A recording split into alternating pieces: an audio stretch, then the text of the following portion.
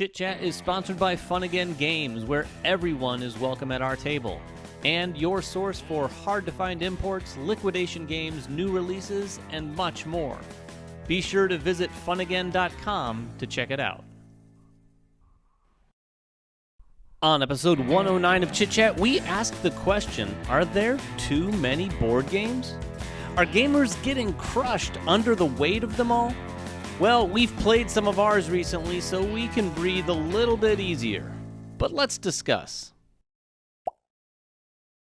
Welcome back to Chit Chat. This is episode 109, and we're going to be talking about too many games. Too many games. Too many games? Gaming glut. This is not it's not a sequel to Too Many Bones or Not Enough Bones, as we've talked about here on the channel. And speaking of Too Many Bones, we've got and everybody here. Jeremy Howard is in the house. Jeremy, how you doing? Yes, sir. Happy to be back. Oh, let's do this. I'm so excited, man. This is great. This is a great time of year, you know? Yeah. It's been a huge year, and that's part of what we want to talk about because I think we've talked about this before, because there are times where like a bunch of games kind of come out, they're released at retail, or they're fulfilling from Kickstarter, which I think has been the big thing this year, is there's been a lot of Kickstarters that were delayed through the pandemic, and then all of a sudden 2022 comes. It's just like everything at once. Everyone's just delivering right now. And they're also and then everybody's kickstarting at the same time too. Yes. Yeah. So It's delivery, Kickstarter, retail, Essen, Well, crazy. let's be a little fair. It's been a crazy couple years. Oh, sure. So there's a lot of build-up, there's a lot of backup, and there's a lot of games coming out this year. Those should have been spread out over the past, 3 years. So That's it almost fair. feels like we got 3 years worth of releases in 1 year this year. It's been crazy. Sure. Yeah, but before we get into more of that, we do want to talk about a winner from last episode. Last episode we gave away Rise. And this went to one lucky winner named, I don't know her last name. Okay. Okay? Her first name is Vanessa, and her last name probably starts with an R, because Vanessa R., you won a copy of Rise. Congratulations. That was with the code word Tracks, because we call it Tracks the Game. It kind of is Tracks the There's Game. a lot of tracks. Vanessa, congratulations. We will reach out to you to arrange a copy of Rise being sent to you. And now you have one more game to add to the too many games. Exactly. You have too many games. And let's get to it right now. Let's talk about, because we've got so many games. You can't see on camera here, but we've got games stacked All up around us. all around us off camera. In fact, just before these guys came over here today, I picked up a ton of the games in here and moved them to other corners of my house. My poor son, who's home from college, is staying with his grandparents this week because his bedroom is game storage now. Wow. Sorry, Spencer. That is kind of crazy. That is a lot of games. It is a lot of games. I mean, we've had, and it seems like every day new games are coming to the door. Oh, yeah. And I think a lot of that is people are trying desperately to get their stuff out right before the holiday season. Yeah. Because they want their games to be on the shelves, on the retail shelves before Christmas. And so, I mean, it's been an unprecedented amount of game deliveries. Some of it is that, but some of it is just like what Jeremy was saying. They're just finally coming too. Right. And it's kind of this perfect storm of Essen releases, game deliveries, and some of them are just finally, those ones that we've all been waiting for, they don't want to wait any longer. Sure. Like those publishers are like, as soon as it's ready, Yes. we're delivering. It's not like they're going to get them and go, you know what? This had better be delivered in February. So let's just wait off another 2 months. They're wanting to get it out there. I was just at the sort of facility that's distributing Frosthaven with Cephalofair last week. I'll probably put some footage or some pictures of that down below or as I'm speaking now. That was it was like a high school or a elementary school field trip. Oh, there you go. I like getting to see how the sausage is made. It was. It felt like, I remember when I was a kid, I went to the local Hostess factory and saw like ding-dongs and like Twinkies being made. Little legit. It was kind of like that, except instead of going home with one Twinkie, I got a copy of Frosthaven, which was pretty awesome. Haven't played it yet, but we do have it in-house. In fact, we have a couple we might give away. I'm trying to still figure that out because I'm not sure if it'll be a local giveaway, because this is a big box. Yeah. We might have to charge shipping for the giveaway. Jeremy, you have Frosthaven too, right? I definitely do. And you've played the whole thing, right? No, but I will be playing a lot of Frosthaven, and coming up early next year, I'll be doing some things with it. kind of a deeper dive into the game and not just, one piece of content.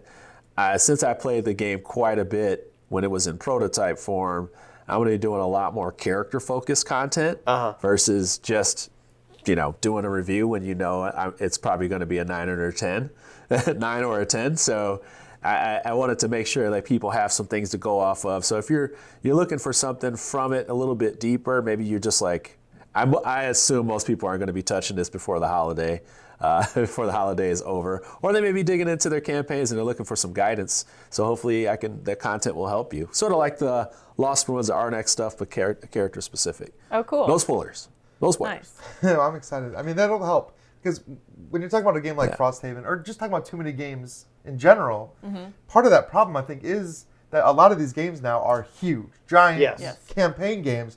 Like when I'm looking at this, Frosthaven is a game I've been excited about for a long time. Jeremy, I know you too. I feel like I'm going to have to put aside a lot of other games in order to fully enjoy Frosthaven, right? And so that's a sacrifice I'm willing to make for that game, but I can't do that for all of them. Well, I know, David, you were asking the question before even, is there such thing as too many games? Yeah. Right? So this is kind of a philosophical question. Right. But yes, what do we all feel?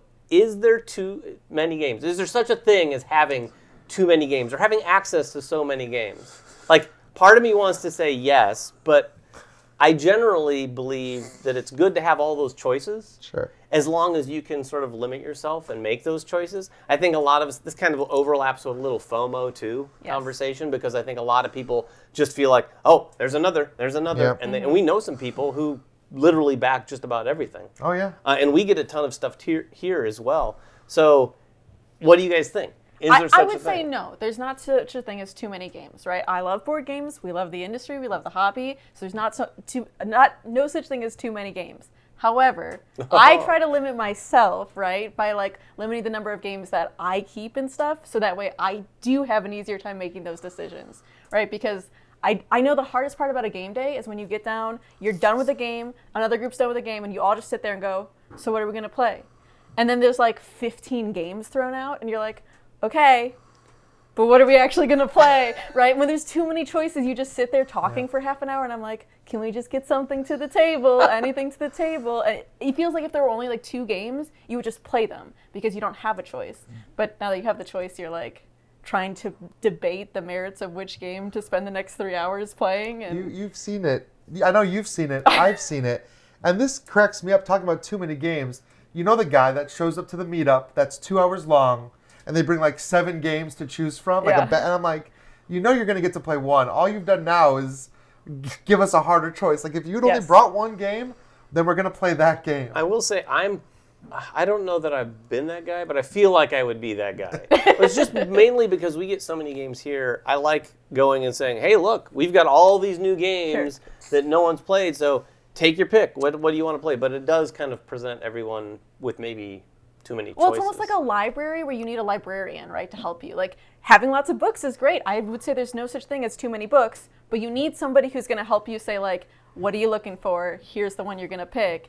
And sometimes it's really hard for me to do that, let alone for myself, for other people. So I think limiting it can also help. So what Emily was saying, let us be your game librarian. We will guide you through the world of games. Jeremy, what do you think? Jeremy, you brought home a ton of Essen games. Yeah. I think you're the most qualified. I brought home a good 40 plus Essen games, plus the games that I've backed, plus some games that I purchased that I forgot I purchased.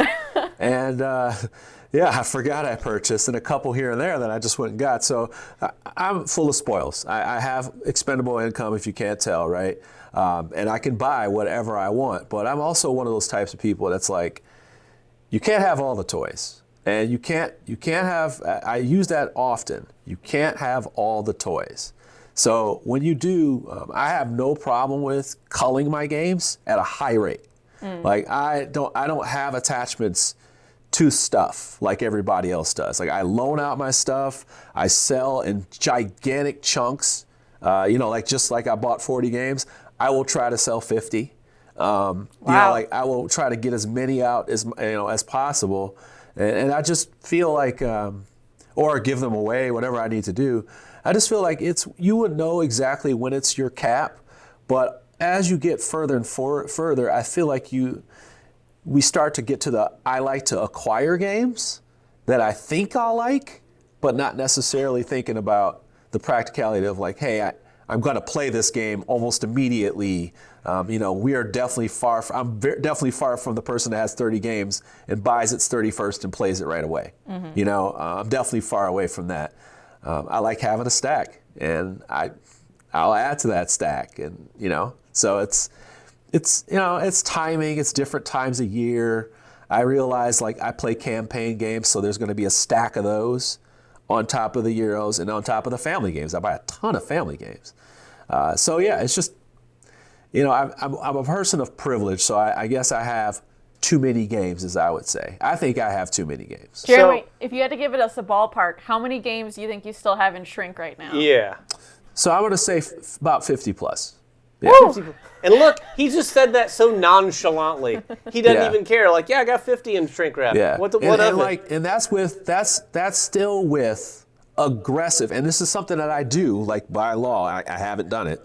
Is I'll take a game, and when I get it, or if I get a box of games that I've ordered, I'll get the box and just like when I'm sitting down watching basketball, I'll take these 3 and punch them, and that's considered opening them. So I don't know if that's, out of shrink. When I sell them, I'm like, out of shrink, so I don't, some of them I won't get to. And, that's just the way it is, man. That's my privilege, but I don't know. I don't have attachments to games like other people do, so. What about you, Emily? Shrink wrap, how many? Shrink wrap, I have 3 right now, and that's because I got them at giveaways at we went to a local con where they gave away games, and so that one's still in shrink. Okay. But I've played it, just not my copy. I was gonna say that's miraculous. Yeah. And then 2 other ones that I think are going to be hard to get to the table, but I got one also as a giveaway that I thought Brian, my partner, might play with me.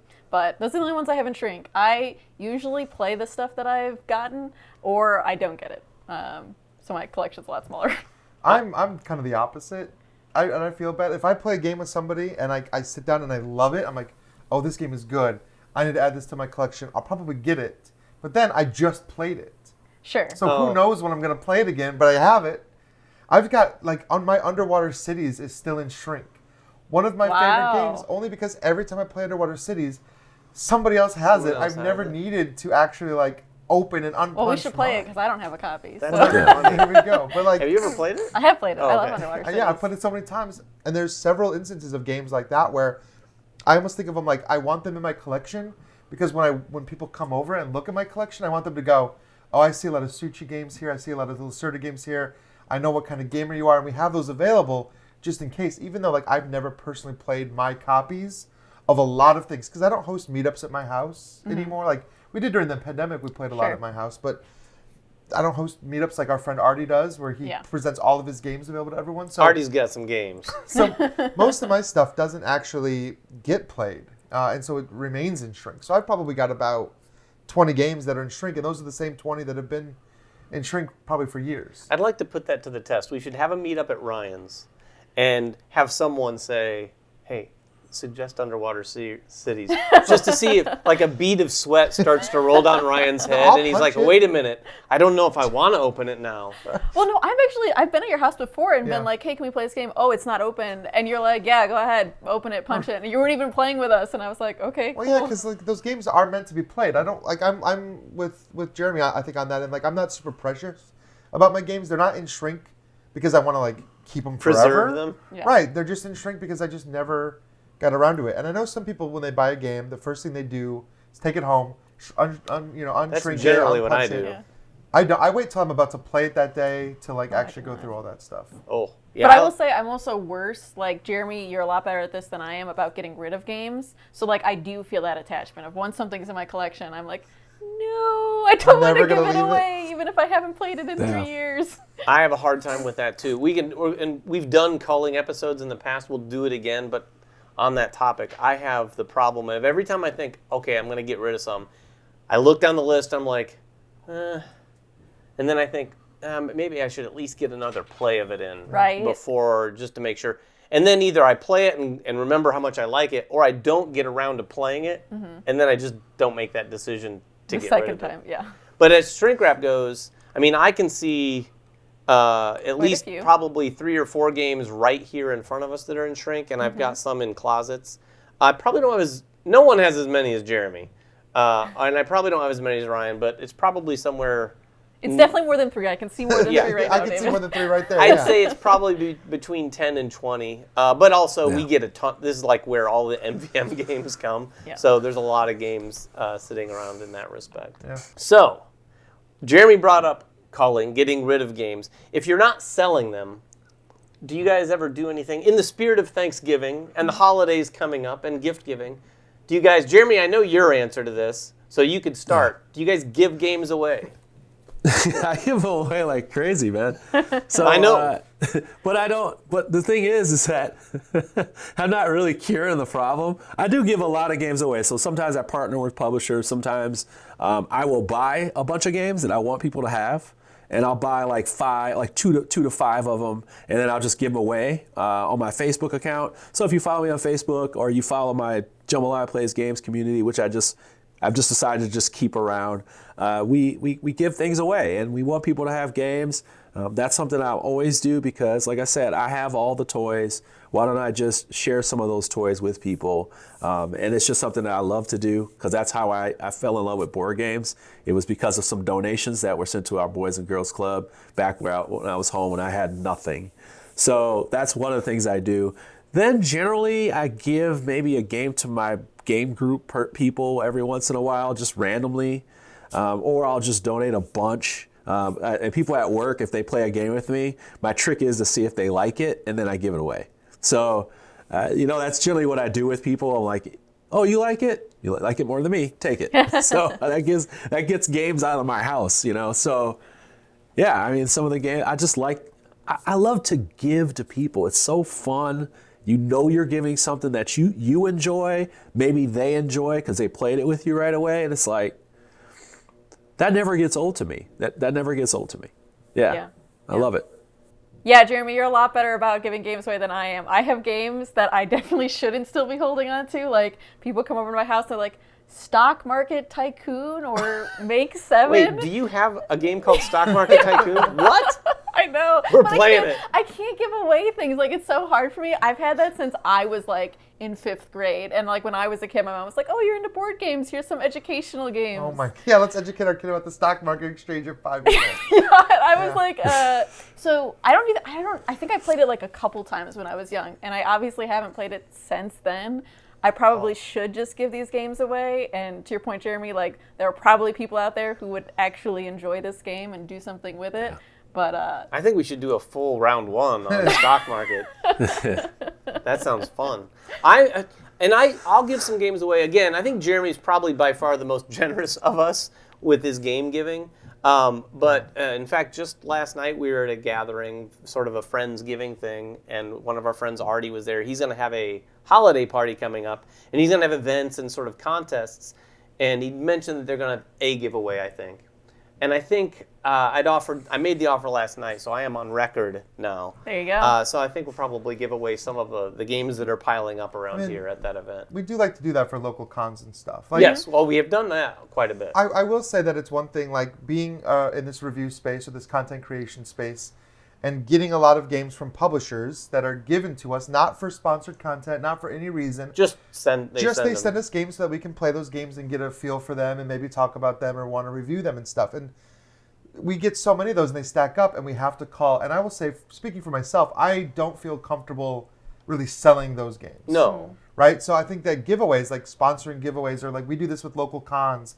So a lot of the games that we receive from publishers that we don't keep in our personal collection will end up at conventions as giveaways so they can kind of live on a second life. And I think that that's a good thing that we've done that. I know that we have that IndieCon local that we like to do every year. But like for me personally, if it's that situation and if a friend really likes the game, I don't see any reason why you shouldn't just give it to them. No, absolutely. Because like if I'm never going to play it or if it's going to be like years down the line that I might play it again, let them have it and really enjoy it, Speaking of, I think you have a game that I for do. My sister. Your sister messaged me too. She's like, "I'll give you $5 for it." I was like, "No, just take it. You don't need to give me $5." I hope you wouldn't take $5 from a friend for a game. I mean, if it's down to $5, I hope you could just let them have it. I did. That was. I mean, unless you're really hungry, because you can't even get a meal at McDonald's for $5. Yeah, I was gonna say, buy me a number one at Chick-fil-A. You know what? Next time you're in town, $5 is not going to cut it. You can have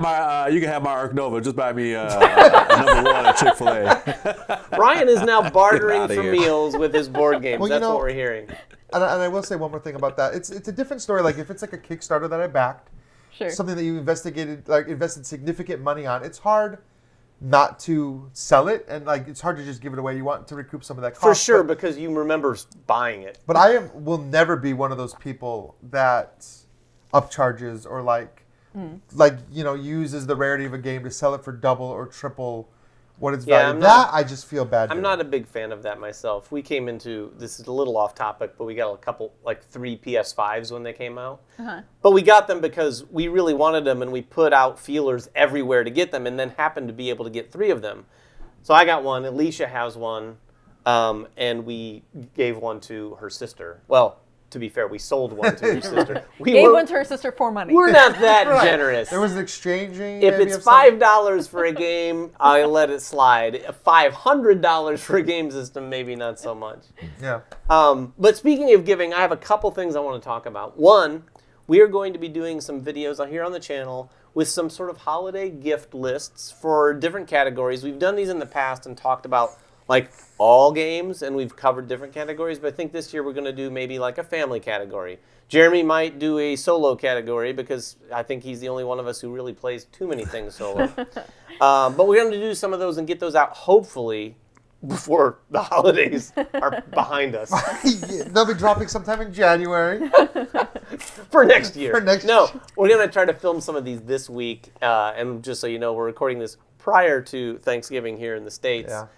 So hopefully we'll get some of those out even before then, but probably a little bit after that as well. Yeah, but it's never too late to shop for your big board gamers in your life. Sure. Absolutely not. And the other thing I wanted to mention, if you thought, wait, are you not giving anything away today on Chit Chat? We are. I saved it for just now. Crafting Kingdoms. This is people who reached out to us. They are going to have a campaign. In fact, they have a campaign that went live today. And they're asking, hey, do you want a playmat or a storage bag, and they were interested in us, trying to promote them, which we kind of are right now. But I said, well, why don't you just give away one of the things to one of our viewers, and we'll mention it. So we're mentioning it right now. If you haven't checked out their campaign, go look at it. They're on GameFound. It's called Crafting Kingdoms. They have custom board game bags, and they look to be well made. I did ask them quite a few questions because I don't semi-endorsing anything that looks not so great. And the bags look really well made, and they also do play mats. They say custom, but I think they just come in a wide variety of sizes for a wide variety of tabletops. Can I get my dog, though? Is that how custom it is? No, you cannot. No, I don't think they're custom in terms of what you can get printed on them. Although the bags have different compartments, and you can choose different images and stuff. Oh, that's cool. Oh, so you basically build your own mat. You get to choose. Yeah, when you build your own bag, for sure, a little bit, because you can choose different colors and have the different parts of the bag. But the other interesting thing, and I'm not sure how I feel about this personally, but the play mats they offer with an LED strip around the outer edge. Wow. If you want to really bling out your table with LED, which I know people do. Some of those tables now have those LED rings. So I guess if you don't have that table, you can kind of get that same feeling. True. Oh, yeah, down in a... Yeah, you can light up that area. So if you have one of those recessed tables, for sure. Yeah, so check out their campaign if you haven't. And if you email us, we haven't talked about the code word. What's it going to be? It's going to be LED. LED! Oh, I like it. Emily is on the spot with the code words. So email us at mvmcontest@gmail.com. Thank you. With the code word in the subject line, LED, for your chance to join their campaign. So what I think that will get you is your choice of either a bag or a playmat. And I do believe that if you get the playmat, you can choose the one with the LED if you'd like. But I think that's how they're running their campaign. You can probably get even more than that. But if you enter this contest right here, you'll win one of those things. Nice. So we will wrap up by talking about some of the games we've been playing. Yeah. Hopefully these aren't the ones we are giving away. I got one I'm giving away already. I played it and I loved it so much that it's gone. Oh, So who wants it's gone. I have, though, had that happen. Oh, really? Where we've started playing a game and the game owner was not a fan. Before we were even finished with the game, they had sold it on eBay. And somebody had already purchased it. Wow. And they were literally That's typing it up and they're like, all right, I'm going to go take exact this same and thing. ship it out today. Like that quickly. Was it a decent game experience? I can't imagine if Yeah, it someone wasn't didn't like great. the game so much that they actively sold it on eBay While while we they were were playing the it. game. Well, I think they're just good at selling games, right? Like It they're is. very It's our good friend at Wendy, who's flipping. very good at flipping games. Like Oh, she's okay. very skilled at it. Okay. So You've been outed, Wendy. was- Sorry. They threw you under the bus. I pressed them. They gave I was up your 2 name. rounds into a game yesterday, and I was like, "This game's for sale," and I set a price for it, and people were like, "I think I was the only one at the table that didn't like the game, and I was like, "Hey, it's an Essen game. You guys can, you can have at it." And hey man, they can't all be great, right? They That's can't all be funny. great. That so is true. who wants to go first? I think it's you. Okay. Well, now let me talk about one that I was looking forward to. This was one of my most anticipated games that was coming out of Essen, and this is Autobahn. And this was actually a Kickstarter that delivered, but it was for sale, whatever. It finally made its way to us over here, and I got the chance to play it, and it was pretty much everything I hoped it would be. As far as like the weight level, feeling Looks right at heavy. home. It It's is heavy, but just like with the decisions you have to make and all those different paths to strategy, or paths to victory, it reminded me a lot of Underwater Cities in some ways, and not like you're taking actions and you're playing colored cards, and the color of the card The action selection dictates thing, where you yeah. can take the action on the board.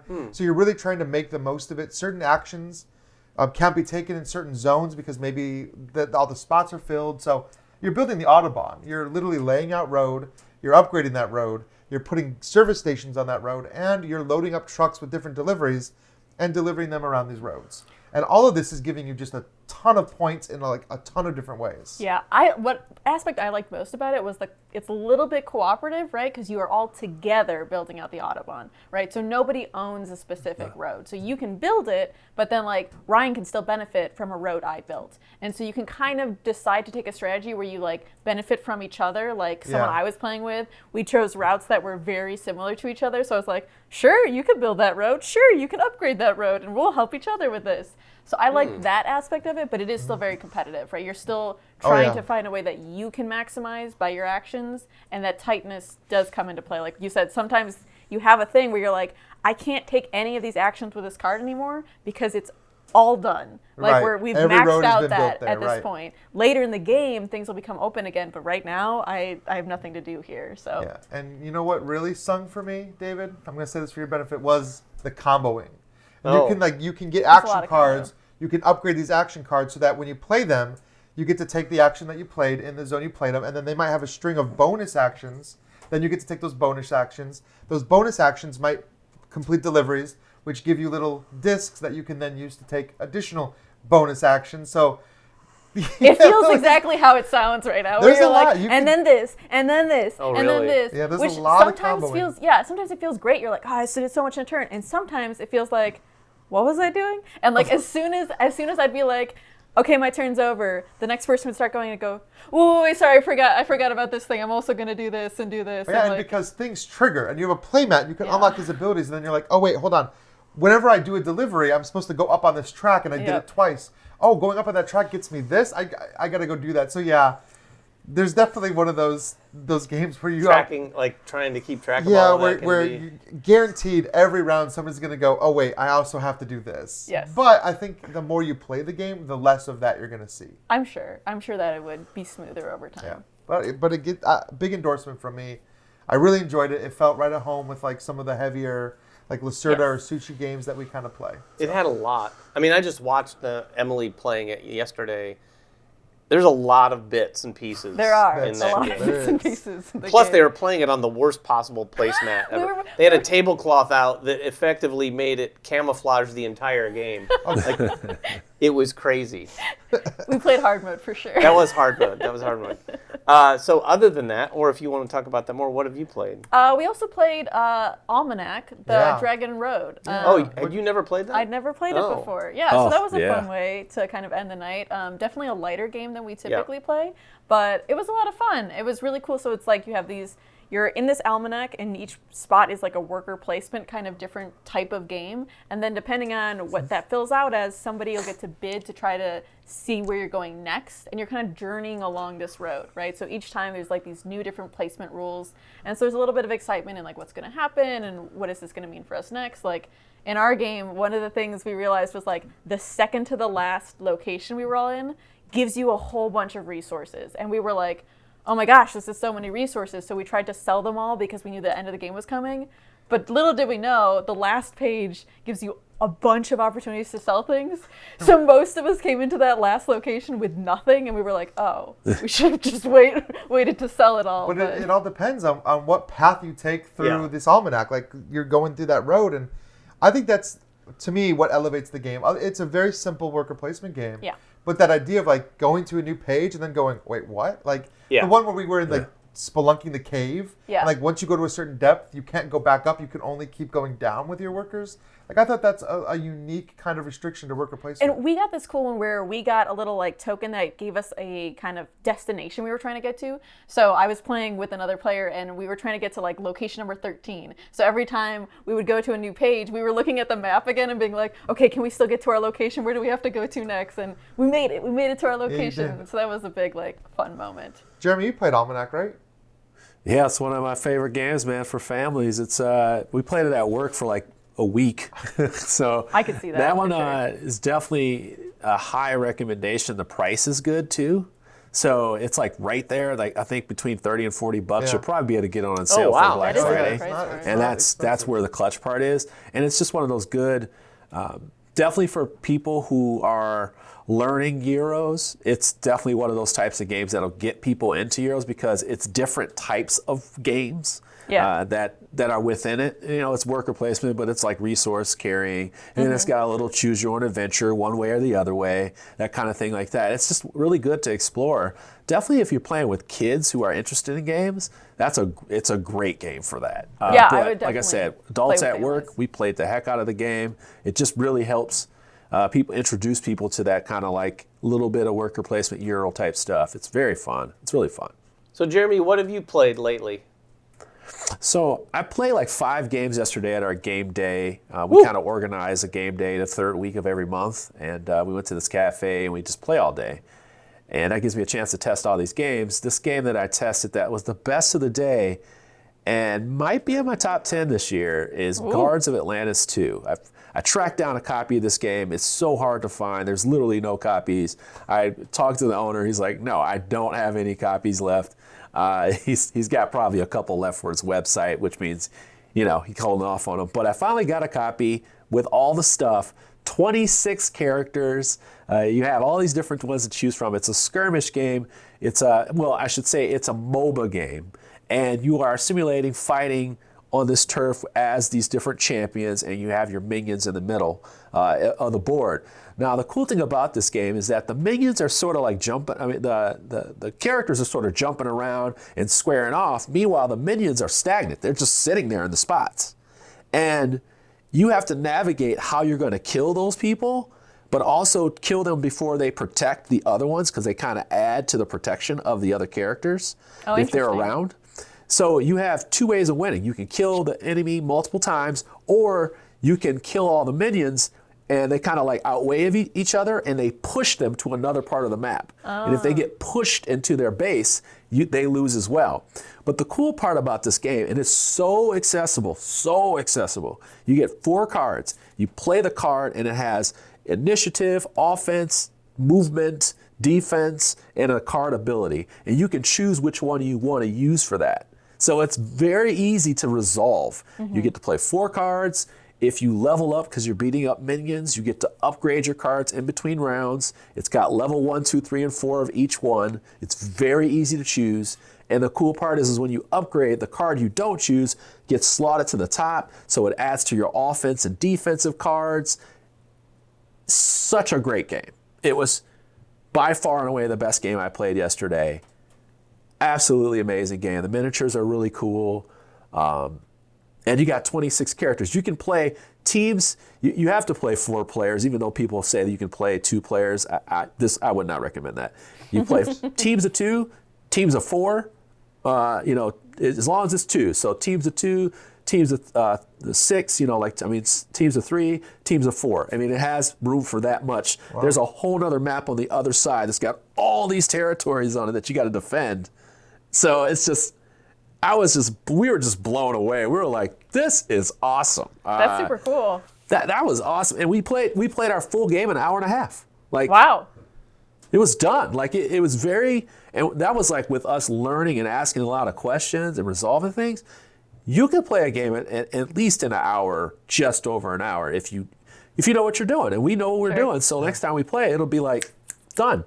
So, and it makes me want to play right away again. So yeah, clearly, Jeremy, I have to say, of the 4 of us, I think the 3 of us here will relinquish the title of most enthusiastic gamer to you. Yeah. When you've talked about games here, when you talked about Solomon Kane here, I remember me feeling the same way. Whether I was listening to every detail you just shared right now, I was more focused on the just raw enthusiasm gushing out at us right here, because I'm like, oh my God, he is in love with this game. I'm very rigid, so it's like I can be very rigid, but it's like even the in between was I'm pretty like fair. I'm fair to games. Because when we go and we talk about big, like all the games that I have, it's like I even get rid of good games. So even the ones that are good, I just don't have as much room. It's like it's not played, it's not played. If I don't play it long enough, if I don't play it in a certain amount of time, I probably didn't want to play it. Get rid of it. If it's a good game, I'm trying to weed those out, the okay good ones. But if I don't like it, it's gone. If I love it, I am going to sing from the rooftops for it, because I know that I want to play it again. I don't want to get rid of it, and I won't consider it. That's the key. Like, I won't consider it. But, there are a few games that over time I'm like, you know what, maybe I didn't love that just as much. But like games like this, it's like, no, this is higher echelon game for me. Like, no question. Like, no, this one took me off guard. And it's interesting. This shows you how much it was off guard. My buddy, he texts me randomly today, and he's like, that game struck me yesterday, man. We got to play that again. And like, that's how we were blown away. We were like, holy crap. Yeah, and we were like, whoa. And that's why I'm so passionate about it. I'm so high on it. And I'm like, this game is a top 10 candidate, but I got to play it again. I don't want to lose my mind. I'm losing my mind right now. I got to play it again. You are losing your mind. I'm losing my mind. In fact, I don't know how I can compete with what just took place, so I'm going to try to do that with 2 games. I know I'm breaking the rules. I'm David, sorry. The rules. We have breaking the rules. We had rules. In fact, I was the one who set out the rules. 1 game per person, but I'm going to talk about them lightly. The games are Copan, Dying City, which I played with Emily, and Ryan. Oh yeah, I did play with Ryan too. I played it awesome, so we all played. I played it more. I played it more with Emily. I've also played it with Ryan. But I did play Wayfarers of the South Tigris with just Ryan. Sorry, Not Emily. Both of these games are interesting. They have worker placement going on, and the interesting thing about worker placement, when you were talking about Almanac, it reminded me of both of these, because they both have kind of a unique twist on worker placement. I'll start with South Tigris. Okay. And Garfield has done great and really interesting things with worker placement every time they've done it. Every single one of their games has been some kind of worker placement twist, to the point where I don't know how they're going to keep coming up with it is hard. new worker placement ideas. Well, what they've done with this is it's not just worker placement, it's also dice placement. In fact, I would say you're probably using dice placement more than you are worker placement in the game. So there's dice placement, and a lot of that, in fact, I think all of it happens on your player board, and it's going to expand because you're adding cards all over your player board. You're adding like villagers or characters. You're adding sea spaces. You're adding cities and land spaces. You're adding night skies to all of it. That sort of like, and then what are the cards that are above the night sky spaces?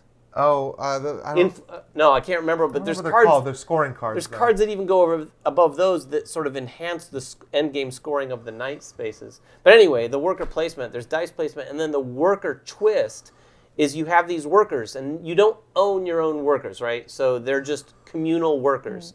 And there's yellow and blue, and then green ones you can get. And as you go onto the main board, you place those workers on the very cards that are sort of in the markets where you can acquire cards. And above those cards, there's effectively a worker placement action. But when you're out of workers, you're just out of workers. You're not getting workers back, except when you acquire those cards that have the workers on them, you get the workers with those cards, which is, I'd not seen that. Like, I thought that was an interesting twist on worker placement. No, I mean, it has, like, you know, like Keyflower vibes, where, like, you can, Oh, that's where true. you put the workers in tiles, whoever gets the tile. But it's very different feeling game from that. And it's a very interesting worker placement take, because when you're drafting cards, you're looking at so many different things in this game. The action the card does, the icons that are on the cards, because there's set collection. There's tags and tags. There's tags, whether or not you have the right kind of spot to put that card. You're looking at all that, and then you're also like, oh, but this one has workers on it. I need some. I'm out of workers, and when you run out of workers, that gets tough. Yeah, there's also the idea, and I promise, Emily, this is the last thing I'll say on it. You can put influence on some of the cards, and we put influence on the cards when anyone else interacts with that card in any way. If they acquire the card, if they use the action above the card, whatever, they have to pay you one of the two main currencies in the game. But that was an interesting game. It definitely, I don't know if heavy is the right word, but it's a heavier game from Garfield Games for sure. It's the heaviest of the first, because this is the first of a new trilogy. And when you look back at his other ones, that's fair. Like Architects was the lightest of the West Kingdom trilogy. If this is the lightest of the South Tigris trilogy, I don't know where he's going to go from here. Is it supposed to be the lightest? Do you know that? Or I don't know. I just mean, like, if you're looking back, they historically. Yeah, historically, they've done the first one was differently. the lightest. Yeah, Raiders was probably ultimately the heaviest of that. When you start adding in all the expansions and everything that came out, but we'll see what he does next. But I don't know, you've played all the West Kingdom games, right? So I want to play Wayfarers too, and what I really like, and the reason I remember why I really want to play Wayfarers too, is I love tableau building too, and so all those cards is what I'm really looking forward to. That kind of just make everything a little bit juicier. I think I'm going to really like it. It looks cool because you've got this whole like panoramic landscape. Ryan loves the way it looks. Well, okay, because when you place cards next to each other, they did the artwork in such a way that every card can feed into any other card, so it makes a constant. I love that tableau. Yeah. It is a cool game. The other game, quickly, Copan, the Dying City. Emily did some content with me. We played it twice. I did play it with Ryan. We played it at various player counts too. This game has an interesting twist on worker placement, and this is what I'll focus on as well. It feels a little bit more action selection to me than worker placement, because you just have this one totem that you're using in one of these 5 areas on the main board. But the cool thing is you can go there and you can take the action. And then on your next turn, you can actually stay there and move around one of 3 spaces at that and do the same action again, but also get a bonus. And when you place your totem down, you're placing it down so there's 2 points on top, or a sort of effectively a wild resource or a resource of your choice. And as you stay in a space, those bonuses you get are going to be like a ×2 or a ×3 or something like that, where you're either getting resources on top of the action or just straight up points. Yeah, so there's a decision point, right, between like, do I want to just keep doing the same action so I can keep getting these bonus things, or do I need to move around the board based on like timing and what's going to happen? And if someone else comes, they're going to push your piece 1 over, so they can even push your piece out of that space, and then you have to go to another space that you might take on your next turn. It's an interesting kind of like, it is worker placement, but it's a little bit. It feels a little action selection-y. It's like, somewhere right in the middle of those two things. It felt a little more action selection to me, because you're not. It's not very traditional like a worker placement You don't have game. a field of workers you're placing. And Jeremy, you tried this at Essen, right?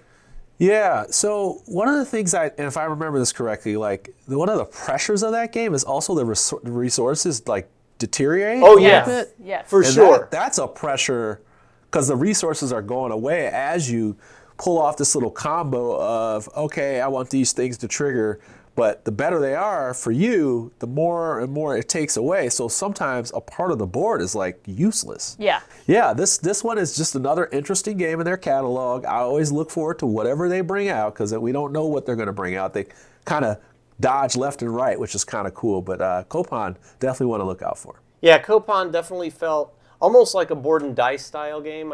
It's definitely board and dice style type game. I would say it's medium to a lighter medium type of game, but it's definitely a Euro, and it has a lot of different things going on. And I would definitely say point salad is a term that could be fairly applied to it as well. Yeah, definitely. But it's accessible too. It's not overly heavy. It's not hard to teach. So I think you're talking about board and dice games.